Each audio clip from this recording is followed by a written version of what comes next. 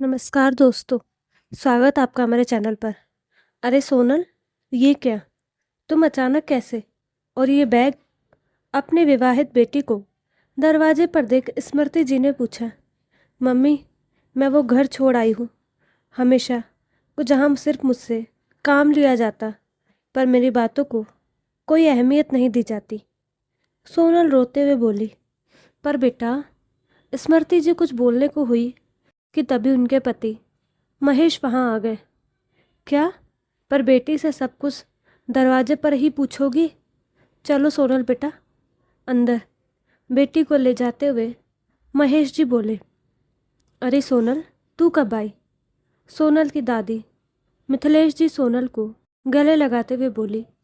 दादी, मैं अब हमेशा को आ गई हूँ, अब उस घर पर नहीं जाऊँगी कभी। सोनल रोते हुए बोली। अरे मेरे लाडो, रो मत। ऐसा क्या किया उन्होंने हमारी बच्ची के साथ? मिथिलेश जी बोली। दादी, तुषार को मेरी कोई कदर नहीं। हर वक्त मम्मी का ध्यान रखो, मम्मी की बात मानो, कहीं जाओ तो मम्मी को बता कर जाओ। मैं तंग आ गई हूँ दादी। वो घर नहीं, जेल है, जिसकी जेलर है तुषार की मम्मी। सोनल गुस्से से बोली। ऐसे कैसे कर सकते हैं वो मेरी बेटी के साथ? बेटा, अब जब तक वो खुद आ तुमसे माफ़ी ना मांगे, कहीं जाने की ज़रूरत नहीं। तेरा बाप जिंदा है अभी। महेश जी गुस्से में बोले। पर स्मृति बोली। क्या परवर, तुम काम करो अपना चुपचाप, समझी? महेश जी लगभग चिल्लाते हुए बोले।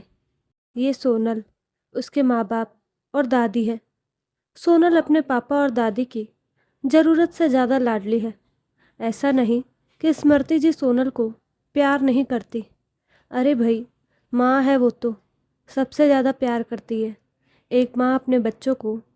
पर वो सोनल की गलत बात का विरोध भी करती, साथ ही प्यार और जिद का अंतर समझती है। सोनल की शादी अभी 3 महीने पहले ही उसकी पसंद के लड़के के साथ धूमधाम से हुई थी। तुषार एक पढ़ा लिखा सुलझा हुआ लड़का है।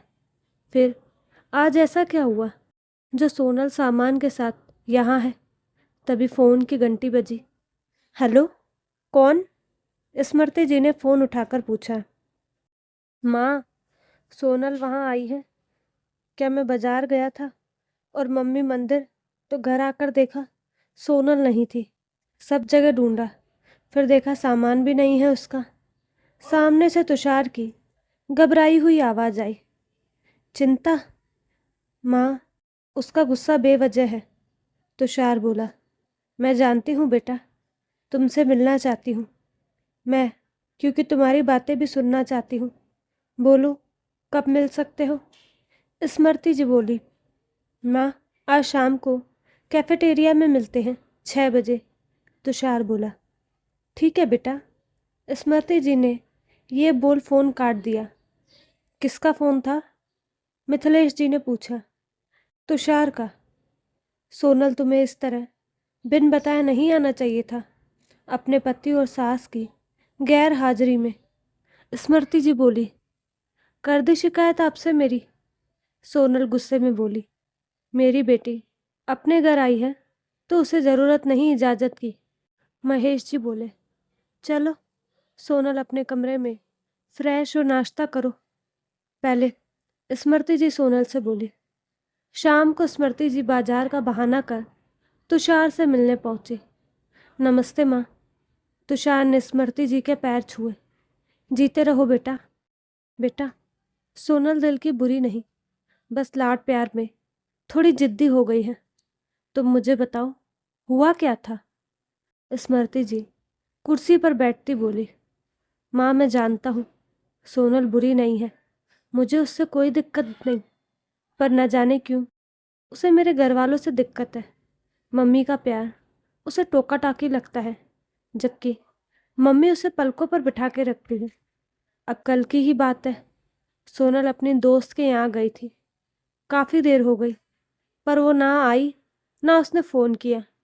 मम्मी को चिंता हुई तो उसे फ़ोन किया, फ़ोन भी उसने नहीं उठाया। मेरे ऑफिस से आने बाद मम्मी ने मुझे उसे लेने जाने बोला, पर जाता कहाँ, उसने दोस्त का पता भी तो नहीं बताया था। ये बोल तुषार रुक गया। फिर? स्मृति जी बोली। रात को 9 बजे सोनल आई। तब तक हमारी जान अटकी रही। उसके आने पर मम्मी ने इतना कहा कि बेटा देर हो गई थी तो फ़ोन कर देती, तुषार को बुला लेती। ज़माना बहुत ख़राब है, तुम जानती हो। बस इसी बात पर सोनल ने काफ़ी कुछ बोल दिया। वो गुलाम नहीं किसी की, जो अपनी मर्जी से कहीं जा नहीं सकती। बहू लाए हो या नौकर, हुक्म चलाते। सब रात को कमरा बंद कर पड़ी रही। सुबह बिन बताए आपके पास चली गई। तुषार बोला। बेटा सोनल ने गलत किया बहुत, उसे समझाना मेरा काम है। मैं तुमसे माफ़ी मांगती हूँ। स्मृति जी बोली। अरे नहीं माँ, ये आप क्या बोल रही हैं? आप हमारी माँ हो। माँ कभी माफ़ी नहीं मांगती, वो तो आशीर्वाद देती है। तुषार बोला। सोनल की खुशकिस्मती है जो तुम सा जीवन साथी मिला उसे। अब मैं चलती हूँ। बेटा सोनल खुद आएगी वापस अपने घर।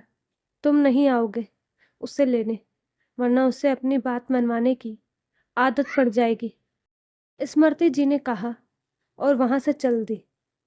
मम्मी कहाँ गई थी आप? घर आने पर सोनल ने पूछा। बेटा वकील के पास गई थी। स्मृति प्यार से बोली। वकील के पास क्यों मम्मी? सोनल धड़कते दिल से बोली। तुम्हारा तलाक करवाना है ना? स्मृति लापरवाही से बोली। तलाक? मम्मी क्या बोल रही हो आप? सोनल चिल्लाते हुए बोली। सोनल की आवाज़ सुनकर महेश जी और मिथिलेश जी भी आ गए। क्या बात है सोनल बेटा? महेश जी बोले। इससे क्या, मुझसे पूछिए। सोनल उस घर जाना नहीं चाहती। तुषार बेवजह माफ़ी नहीं मांगना चाहता, तो मैंने सोचा है सोनल का तलाक करा दिया जाए और इसे इस रिश्ते से आज़ाद कर दिया जाए। स्मृति शांत स्वभाव से बोली। पापा मुझे तलाक नहीं चाहिए तुषार से। आप समझाए मम्मी को। ये क्या बोले जा रही हैं? सोनल रोते हुए बोली। अच्छा तो कल रात किसकी गलती थी, सबको तुम खुद बताओ। स्मृति बोली। वो मैं। सोनल हकलाने लगी। मैंने ऐसी परवरिश तो नहीं दी तुम्हें, फिर तुम ऐसी कैसे हो गई? स्मृति इस बार गुस्से में बोली। बहू सोनल ने ऐसा क्या किया है, क्यों डांट रही हो मेरी लाडो को? मिथिलेश जी बोले। माँ जी इस बार नहीं। मैं भली प्रकार जानती हूँ मेरी बेटी के लिए इस वक्त क्या सही है। आप दोनों अंधे लाड में इसकी जिंदगी मत खराब कीजिए। ये बोल स्मृति ने तुषार से हुई मुलाकात और सारी बात बताई। मम्मी मुझे माफ़ कर दो। मुझे लगा था मेरे यहाँ आने से तुषार को सबक मिलेगा और वो अपनी मम्मी को समझा देगा। मुझे टोके ना, पर उससे अलग होना मैंने कभी नहीं चाहा। सोनल रोते हुए बोली। जानती हूँ मैं, तुझे इतना समझदार घर संसार मिला है, उसमें आग मत लगा और लौट जा अपने घर पर। अगर दोबारा ऐसे लड़कर आना है तो इससे अच्छा तलाक ले ले। स्मृति जी ने दो टुक कहा। नहीं मम्मी, मैं अभी वापस जा रही हूँ। मैं तुषार से, मम्मी जी से सबसे माफ़ी मांग लूँगी। सोनल ये बोल अपना बैग उठाने लगी। पर ऐसे क्यों जाओगी तुम? तुषार को महेश जी बोले। नहीं सोनल के पापा, उसे जाने दो। ड्राइवर छोड़ आएगा, उसे मत रोको। अब उसे स्मृति जी ने दृढ़ शब्दों में कहा, जिन्हें सुन किसी की हिम्मत नहीं हुई उन्हें रोकने की। हेलो बेटा तुषार, सोनल घर से निकल चुकी है। अब तुम देखना सब। स्मृति ने तुषार को फ़ोन किया। माँ आप फिक्र मत कीजिए, ये घर और हम आज भी सोनल को उतना ही प्यार करते हैं जितना कल करते थे। तुषार बोला। जीते रहो बेटा, सदा खुश रहो। स्मृति जी ने ढेरों आशीर्वाद देते हुए फोन काट दिया।